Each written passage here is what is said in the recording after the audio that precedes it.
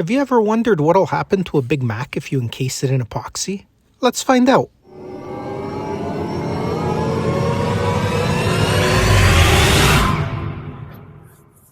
Hey guys, welcome back.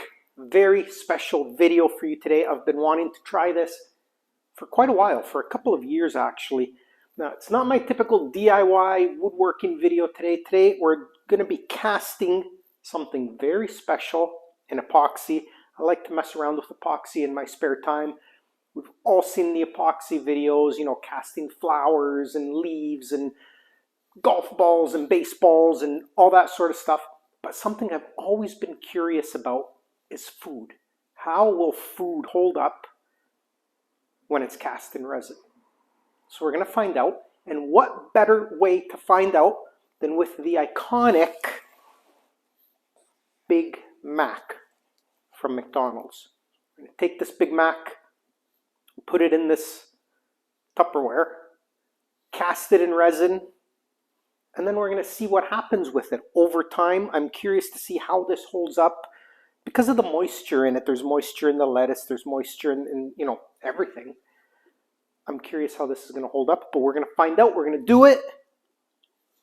It's going to be interesting. Worst case, I'm going to waste a perfectly good Big Mac. Let's do it.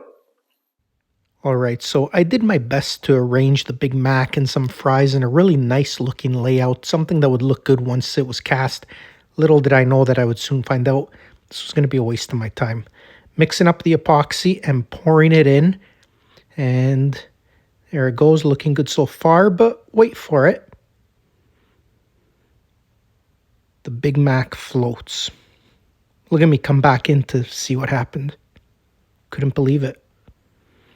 Anyway, I did some testing and prodding and touching and seeing if I could get it to sink back down, but I should have known better that this thing was going to float.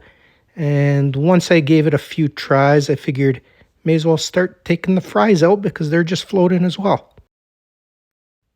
Kind of disappointed that I did have to pull them all out. I think it would have looked cool with them in there. But as you can see, I did put one on the top for some reason.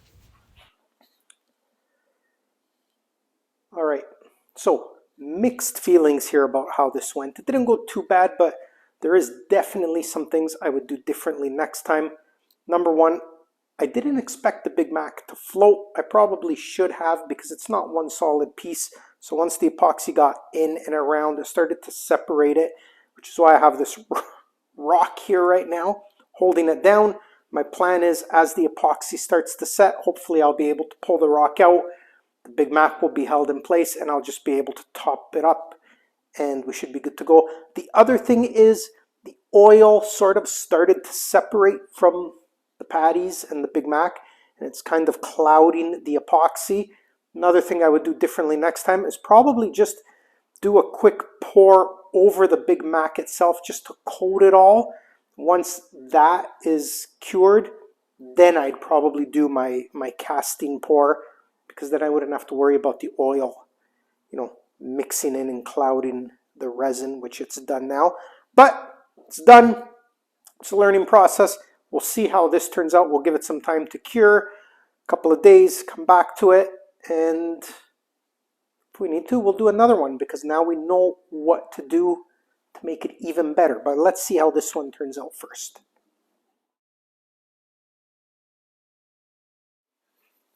All right, here we are a couple days later. The epoxy is fully cured. We've broken it out of the cheap dollar store Tupperware that I used as a mold.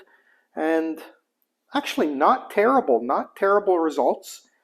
There's definitely some things I would do differently next time to make it a little more clear and a little better looking, but let's work with what we got. We're going to start sanding this thing, get it nice and smooth, clean up these rough edges, and check out what the finished product looks like. Big Mac.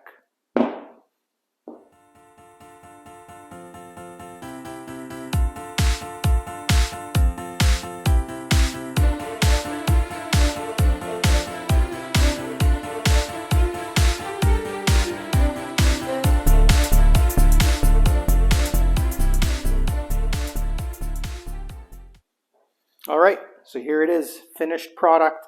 a Big Mac and 3 French fries cast in epoxy.